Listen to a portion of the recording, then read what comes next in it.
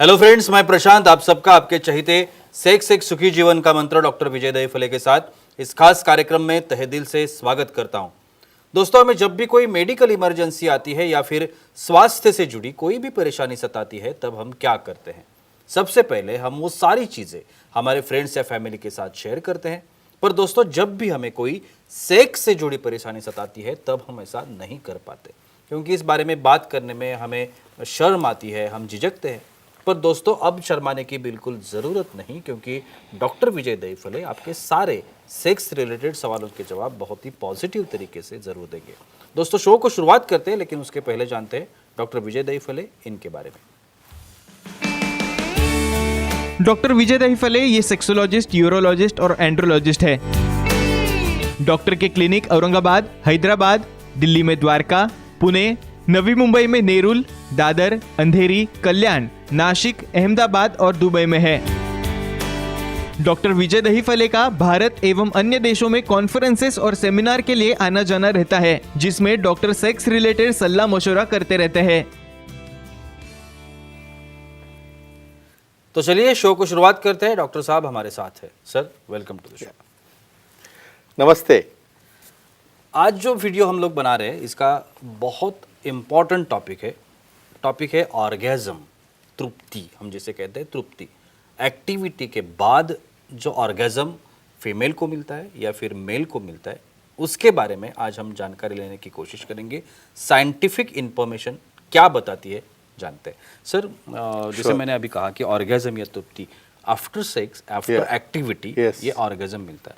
ये तृप्ति और ऑर्गेज्म जिसे कहते हैं, ये क्या होता है? श्योरली जी प्रशांत जी, यहाँ पे जो अपनी सीरीज चल रही है सेक्स एजुकेशन, सेक्सुअल अवेयरनेस और सेक्सुअल सेफ्टी, इसके अंतर्गत हम बहुत ही साइंटिफिक इंफॉर्मेशन ले रहे हैं हमारे पब्लिक के डिमांड से। भाई, male sexual dysfunction, female sexual dysfunction, उनके अलग अलग नॉर्मल एनाटॉमी क्या है, उसके अंदर कोई एबनॉर्मलिटी क्या है, ये हम साइंटिफिक तरह से देख रहे हैं एक फ्रेम के अंदर। Time, place, person, condition, culture, safety, consenting, अपना ओन और नॉन इन्फेक्टेड ओन पार्टनर इसके साथ ही आजमाना है। ऑर्गेज्म बस बोलने के बाद ही सामने वाले को लगता है भाई होता क्या है, कुछ लोगों को पता नहीं है। कोई भी सेक्सुअल एक्टिविटी क्यों करते हैं? भाई, तृप्ति मिलने के लिए। और तृप्ति कहाँ मिलते हैं? तृप्ति हमारे दो कानों के बीच में मिलती है, यानी ब्रेन को मिलती है, लेकिन इम्पल्स आता है एक्टिविटी से, तो एक दूसरे के ऊपर डिपेंड है। तो मेल में क्या होगा?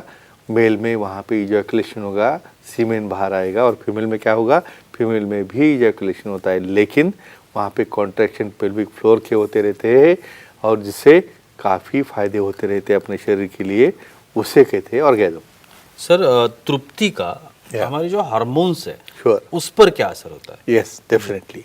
मैं हमेशा कहता हूँ भाई, अपनी बॉडी ये हार्डवेयर है और हार्मोन सॉफ्टवेयर है। जब तक ब्रेन से हाइपोथैलेमो पिट्यूटरी गोनाडल एक्सिस, वहाँ पे हार्मोन्स एक्टिवेट नहीं होंगे, एंडोर्फिन्स एक्टिवेट नहीं होंगे, न्यूरोट्रांसमीटर्स है, लो मॉलिक्यूल है, ऑक्सीटोसिन, डोपामिन जैसे हार्मोन्स है, तो जब ऑर्गेज्म होता है तो उस वक्त ऑक्सीटोसिन रिलीज होता है, प्रोलैक्टिन रिलीज होता है। तो इस तरह से पूरे हार्मोनल चेंजेस होके हमारे बॉडी का ब्लड फ्लो है, वहाँ पे कॉन्ट्रैक्शंस है, और एंड में जो रिलैक्सेशन है, ये सब कुछ हमें मिलता है ऑर्गेज्म से। तो एंडोर्फिन्स, न्यूरोट्रांसमीटर और लो मॉलिक्यूल, ये सब चेंज होते हैं, और उसका फ़ायदा हमारे बॉडी बिल्डिंग में और काफ़ी क्या क्या होता है वो देखने वाले हैं। सर, मास्टर और जॉनसन्स का जो 4 फेज मॉडल है, ये 4 फेज मॉडल क्या होता है? Yes, very good. यानी सेक्सुअल रिस्पॉन्स साइकिल, ये थोड़ा सा साइंटिफिक जा रहा है, लेकिन पता होना ज़रूरी है। इसमें क्या होता है? पहले होता है एक्साइटमेंट, बाद में एक्साइट हो गए तो बाद में आता है प्लाटू आने के बाद में होता है ऑर्गेज्म, और ऑर्गेज्म के बाद में आता है रिजोल्यूशन। ये चलता है सेक्सुअल का साइकिल। तो इसे कहते हैं जॉनसन और इनका जो है मॉडल, जिसके अंदर ये सेक्स रिस्पॉन्स साइकिल कैसे रहता है, ये हमें पता चलता है। जो इसलिए मालूम होना ज़रूरी है कि सेक्स की स्टार्ट कैसी होती है और सेक्स का एंड कैसा होता है। ये जो मास्टर एंड जॉनसन टेक्निक है, ये डिटेल में बताता है। ओके सर, वापस हमारे ऑडियंस हमारे साथ है, उनका कॉल आ रहा है। प्रतीक जी है बेलगांव से, वो सवाल करना चाहते हैं। प्रतीक जी, पूछिए, क्या सवाल है आपका? सर, एक बार समन करने के बाद वापस दूसरी बार तुरंत समन कर सकते हैं क्या? हाँ, एक्सेलेंट important क्वेश्चन, सवाल। इंपॉर्टेंट क्वेश्चन ऐसा है भाई। देखो, समझो फीमेल में कांटेक्ट करना है, बहुत बार क्या आता है, फीमेल को मल्टीपल ऑर्गेजम आते रहते हैं और फीमेल रिसीविंग पार्टनर है। अभी हमने मास्टर एंड जॉनसन का जो मॉडल दिखा है, क्या दिखा है उसमें, भाई एक्साइटेशन हो रहा है, प्लेटो हो रहा है, उसके बाद में ऑर्गेजम हो रहा है और बाद में रिजोल्यूशन। देखो, मेल में एक बार रिजोल्यूशन स्टेज आ गई कि उसे और एक्टिवेट होने के लिए कम से कम 1 या 2 घंटे का पीरियड बीच में लगता है, तो इसलिए मेल पार्टनर एक बार इजैकुलेट होने के बाद इमीडिएट तुरंत संबंध नहीं कर सकता, क्योंकि ये बॉडी का साइकिल है, बॉडी का रिस्पॉन्स है, जिसमें हमें गैप देकर ही संबंध करना पड़ता है, तो ही उसे सेटिस्फैक्टरी रिजल्ट उसे मिलता है। बिल्कुल सर, ये ऑर्गेजम Yeah. तृप्ति जो है, जैसे फिजिक्स पर भी Sure. असर करती है, आयुमान जो है इंसान का, yes. इस पर भी इसका असर होता है क्या? Very nice. जी। अभी इसका कंसर्न कैसे आता है जी, मल्टीपल ऑर्गेजम, यानी जो पर्सन कम से कम हफ्ते में 2 या 3 बार समझो सेक्स करेगा, एक्टिविटी करेगा, तो उसके बॉडी में हार्मोन्स चेंज हो रहे हैं, एंडोर्फिन्स बदल रहे हैं, हार्ट को प्रोटेक्ट करने वाले, ब्रेन को प्रोटेक्ट करने वाले, पूरे बॉडी को प्रोटेक्ट करने वाले हार्मोन्स और एंडोर्फिन्स बन रहे, तो क्या होगा, उससे आयुमान बढ़ेगा, हार्ट अटैक नहीं आएगा, उसका डेथ जो है काफ़ी पोस्टपोन हो जाएगी, क्योंकि उसकी क्वालिटी ऑफ लाइफ बदल रही है और उसके अंदर जो हार्मोनल चेंजेस है उसकी बॉडी को प्रोटेक्ट कर रहे हैं। तो इनडायरेक्टली मैं बोलूँगा क्वालिटी लाइफ का जो आपका आयुमान है डेफिनेटली बढ़ जाता है। सर, हमारे साथ हमारी फीमेल ऑडियंस भी है, Yeah. वो भी सवाल करना Sure. चाहती है। रिया जी है गोवा से, उनका सवाल है। रिया जी, पूछिए, क्या सवाल है आपका? प्रणाम सर। प्रणाम। प्रणाम, बोलो। प्रेगनेंसी रहने में ऑर्गेजम या तृप्ति का क्या रोल होता है? हाँ। एक्सेलेंट। ये देखो, यहाँ पे सिर्फ हम सेक्स एंजॉयमेंट करने के लिए कर रहे हैं ऐसे ही लगता है सबको, बिल्कुल। लेकिन एंजॉयमेंट ये उसका रिजल्ट है, एक पार्ट है, लेकिन बॉडी का मैकेनिज्म वहाँ पे क्या चल रहा है भाई। ऑर्गेजम होना मतलब फीमेल का पेल्विक फ्लोर कांटेक्ट हो रहा है, कांटेक्ट होने की वजह से जब सीमेन उसके अंदर जाता है तो उसको अलाउ नहीं करता उस स्पिलेज होने के लिए, वहाँ पे होल्ड करने की वजह से रिटेन होता है सीमेन और स्पर्म को आगे बढ़ने के लिए वहाँ पे स्पीड मिलती है। और दूसरा, फीमेल भी इजैकुलेट करते हैं और वो फ्लूइड की वजह से मोटिलिटी बढ़ती है और जो बीजांड है वहाँ तक ये स्पर्म फास्ट जाता है। तो डेफिनेटली यहाँ पे प्रेगनेंसी भी हो जाएगी और सबसे इम्पॉर्टेंट डिलीवरी भी नॉर्मल होने के लिए प्रॉब्लम नहीं आता है। क्यों? कि ऑर्गेजम की वजह से वहाँ पे पेल्विक फ्लोर लचीला होता है, रिलैक्स होता है और ये होते हैं उसके एडवांटेजेस। बिल्कुल सर, प्रोस्टेट कैंसर जैसे Yes. जो डिसीज है, Yes. इसके ऊपर भी ये ऑर्गेजम का कुछ असर होता है क्या? Very nice question. जी। देखो, इसके ऊपर एक स्टडी हो चुकी है कैलिफोर्निया में, यहाँ पे नियर अबाउट 200 लोगों का एक कंपैरेटिव स्टडी किया।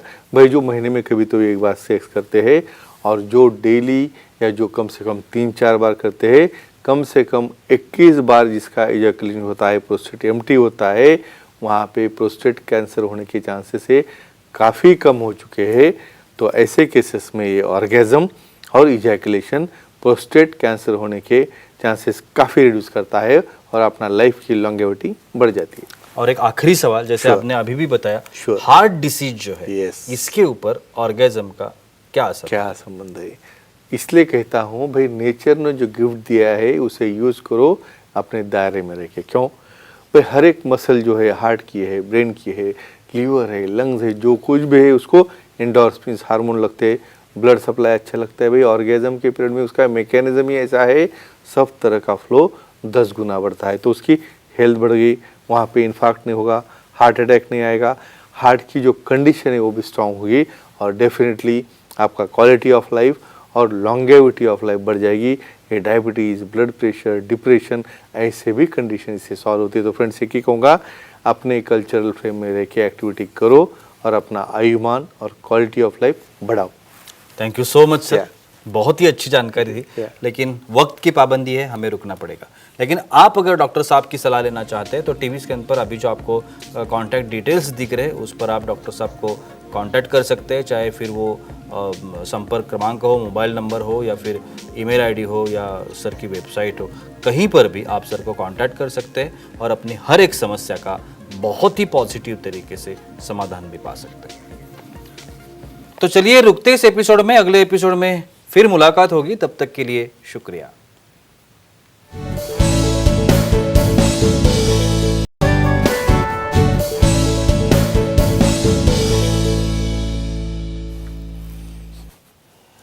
हेलो फ्रेंड्स, मैं प्रशांत आप सबका आपके चहेते सेक्स एक सुखी जीवन का मंत्र डॉक्टर विजय दहीफले के साथ इस खास कार्यक्रम में तहे दिल से स्वागत करता हूं। दोस्तों, हमें जब भी कोई मेडिकल इमरजेंसी आती है या फिर स्वास्थ्य से जुड़ी कोई भी परेशानी सताती है, तब हम क्या करते हैं? सबसे पहले हम वो सारी चीज़ें हमारे फ्रेंड्स या फैमिली के साथ शेयर करते हैं। पर दोस्तों, जब भी हमें कोई सेक्स से जुड़ी परेशानी सताती है, तब हम ऐसा नहीं कर पाते, क्योंकि इस बारे में बात करने में हम झिझकते हैं, हमें शर्म आती है। पर दोस्तों, अब शर्माने की बिल्कुल ज़रूरत नहीं, क्योंकि डॉक्टर विजय दहीफले आपके सारे सेक्स रिलेटेड सवालों के जवाब बहुत ही पॉजिटिव तरीके से ज़रूर देंगे। दोस्तों, शो को शुरुआत करते हैं, लेकिन उसके पहले जानते हैं डॉक्टर विजय दहीफले इनके बारे में। डॉक्टर विजय दहीफले ये सेक्सोलॉजिस्ट, यूरोलॉजिस्ट और एंड्रोलॉजिस्ट है। डॉक्टर के क्लिनिक औरंगाबाद, हैदराबाद, दिल्ली में द्वारका, पुणे, नवी मुंबई में नेरुल, दादर, अंधेरी, कल्याण, नासिक, अहमदाबाद और दुबई में है।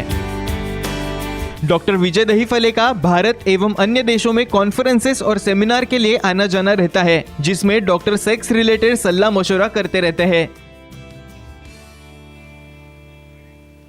तो चलिए शो को शुरुआत करते हैं। डॉक्टर साहब हमारे साथ हैं। Sir, welcome to the show.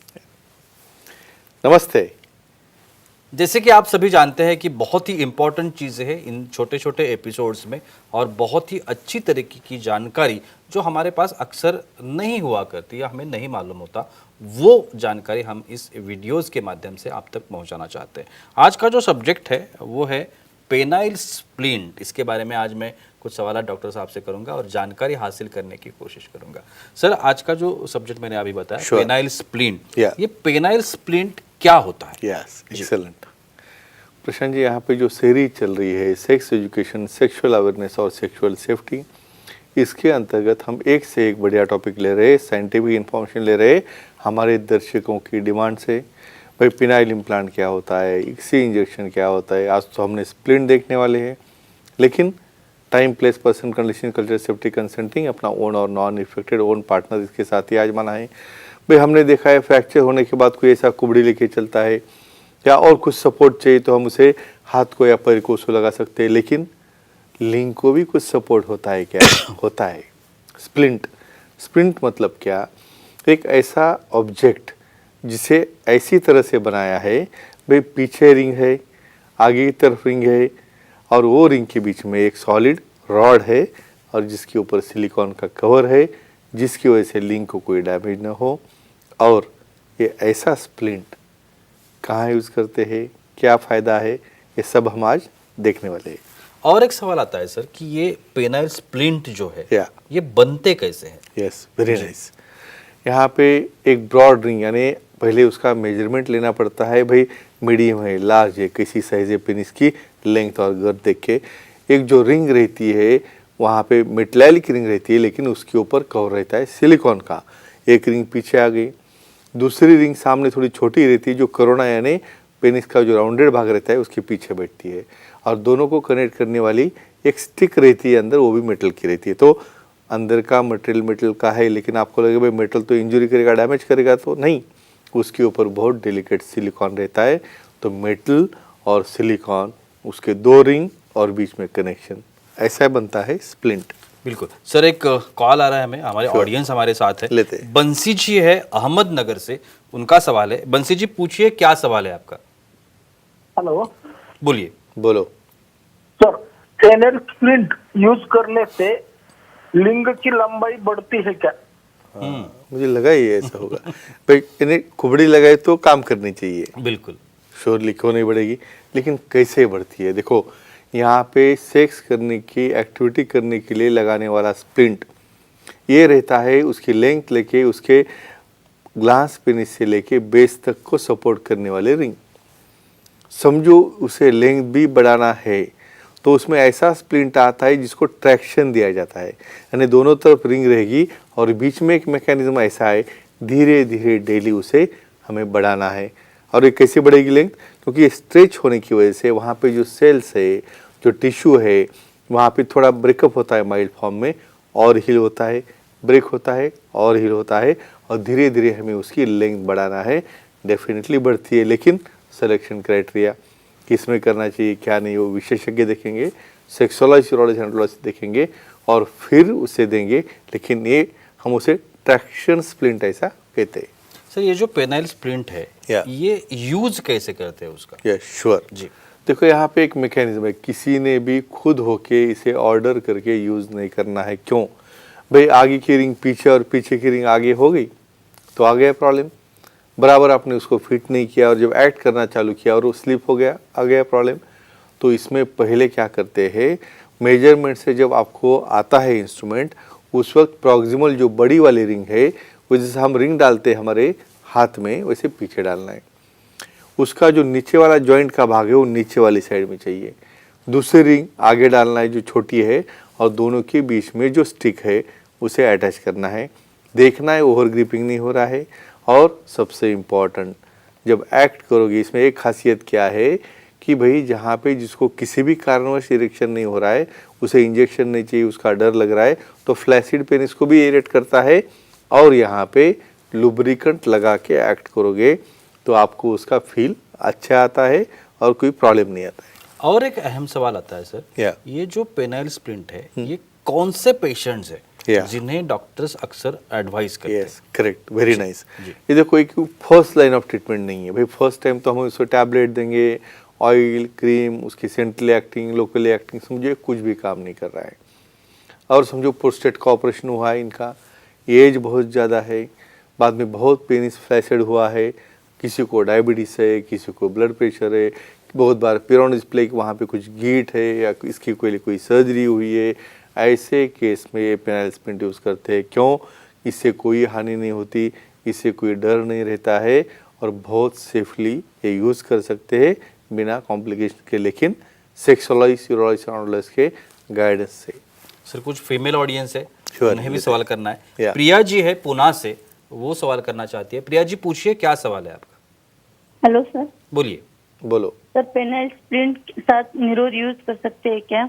और उसकी वजह से संबंध करते वक्त योनि को कुछ हानि हो सकती है क्या? तो जानकारी दीजिए। हाँ, ये सबसे इम्पोर्टेंट है, कंसेंट। जी। क्यों बोलता हूँ कंसेंट? बहुत बार क्या करते हैं हमारे ओपीडी में, सर मैं ये कर रहा हूँ, किसी को बोलने का नहीं और मेरे पार्टनर को भी नहीं बोलने का, ऐसा नहीं रहता है। जिस दिन पार्टनर को पता चलेगा आपने बिना पूछे कुछ किया है तो बस उस दिन स्प्लिंट वैसे ही रह जाएगा, पार्टनर निकल जाएगा। तो एक ही इम्पोर्टेंट कंसेंट, भाई उसको भी कॉन्फिडेंस मिलो, उसको भी डॉक्टर के साथ में लेके जाओ। क्यों? क्योंकि ये स्प्लिंट अपने को तो लगता है मेटल का है, वहाँ पे जॉइंट्स है, गलती से वहाँ पे कंडोम लगा दो तो कोई इंजरी हो गई, कट हो गया तो इसका तो गया, इन्फेक्शन हो जाएगा, नहीं तो प्रेगनेंसी हो जाएगी। और दूसरा, समझो कंडोम नहीं यूज़ कर रहे और ये स्प्लिंट के साथ हमें सेक्स करना है, भाई हम रिंग दोनों तरफ है, इसको तो एंजॉयमेंट मिल रहा है, भाई उसको तो मिलना चाहिए, तो उससे कोई योनि को डैमेज होता है क्या? सबसे इम्पॉर्टेंट, विशेषज्ञ ने एडवाइस किए वाला समझो स्प्लिंट लगाओगे, अच्छा फिटिंग सीखोगे, स्टेराइल मेथड से यूज़ करोगे, लुब्रिकेंट यूज़ करोगे तो कोई दिक्कत नहीं, और अच्छा नहीं यूज़ करोगे तो कुछ भी हो सकता है। सर और एक अहम सवाल, श्योर, ये जो पेनाइल स्प्लिंट है ये Yeah. किसे यूज नहीं करनी चाहिए? Very important. बिल्कुल। भाई जिसका लिंग ही टेढ़ा है, खड़ा हुआ है कि टेढ़ा हो जाता है, तो ऐसे टेढ़े लिंग में खींच खींच के उसको स्प्लिंट लगा के नहीं करना है, क्योंकि वो डैमेज करेगा। बाद में पेरोनिस प्लेग यानी उसमें गिट आई है उसको, और वो गिट को लगा रहे स्प्लिंट तो उसको भी डैमेज होता है। जिसको हेमोरेजिक डिसऑर्डर है, जिसको स्किन डिसऑर्डर है, वहाँ पे डायबिटीज़ की वजह से कट्स और वहाँ पे कुछ प्रकार का स्किन इन्फेक्शन है, ऐसे केसेस में स्प्लिंट नहीं यूज़ करना है। इसलिए खुद होके ऑर्डर करके ये नहीं यूज़ करना है, नहीं तो इसके कॉम्प्लिकेशन उसके भी अलग से हो सकते हैं। और एक आखिरी सवाल, श्योर, ये जो पेनाइल स्प्लिंट है इससे कुछ कॉम्प्लिकेशंस हो सकते हैं क्या? Very important. भाई मर्सिडीज भी चलाओगे और ड्राइविंग नहीं आएगी तो एक्सीडेंट होना ही होना है। तो क्या होगा यहाँ पे, भाई उसका फिटिंग अच्छा नहीं किया, वहाँ पे लूज जॉइंट रखा, करते वक्त फिसल गया, उसके अंदर रिंग चलेगी, वह बेंड हो गई। दूसरा, लुब्रिकेंट नहीं यूज़ किया, फीमेल पार्टनर को वहाँ पे कोई इंजरी हो सकती है, वहाँ पे खुद को भी कुछ स्किन का इन्फेक्शन होगा और वहाँ पे टाइट फिटिंग हो गई तो इरोजन होके स्किन कट हो सकती है। रूटीनली प्रॉपर एडवाइस करके मेजरमेंट लेके आपने किया तो कोई कॉम्प्लिकेशन नहीं। और किसको पहले ही ब्लीडिंग डिसऑर्डर है और कोई प्रॉब्लम है जिसकी वजह से वहाँ पे इंजरी हो चुकी है, ऐसे केसेस में उसे यूज़ करना नहीं है। और विशेषज्ञ के एडवाइस से एक कॉम्प्लिकेशन आप टाल सकते हो, और अपने पार्टनर की कंसेंट लेके उसे साथ में लेके फिर ही बाद में उसे यूज़ करना है। उसे बिना बोले यूज़ करेंगे तो आपको पता है साइड इफेक्ट क्या है। तो फ्रेंड्स, कंसेंट, परमिशन और दोनों की संपत्ति मोस्ट इम्पॉर्टेंट है। Thank you so much sir, बहुत ही अच्छी जानकारी मिली आज के एपिसोड में। लेकिन वक्त की पाबंदी है, हमें यहाँ पे रुकना पड़ेगा। लेकिन आप अगर डॉक्टर साहब की सलाह लेना चाहते हैं तो टीवी स्क्रीन पर आपको अभी जो कांटेक्ट डिटेल्स दिख रहे हैं, सर का नंबर है, सर की ईमेल आईडी है, सर वेबसाइट है सर की, आप कहीं पर भी डॉक्टर साहब को कांटेक्ट कर सकते हैं और अपनी हर एक समस्या का ज़रूर समाधान पा सकते हैं। तो चलिए रुकते हैं आज के एपिसोड में, अगले एपिसोड में फिर मुलाकात होगी, तब तक के लिए शुक्रिया।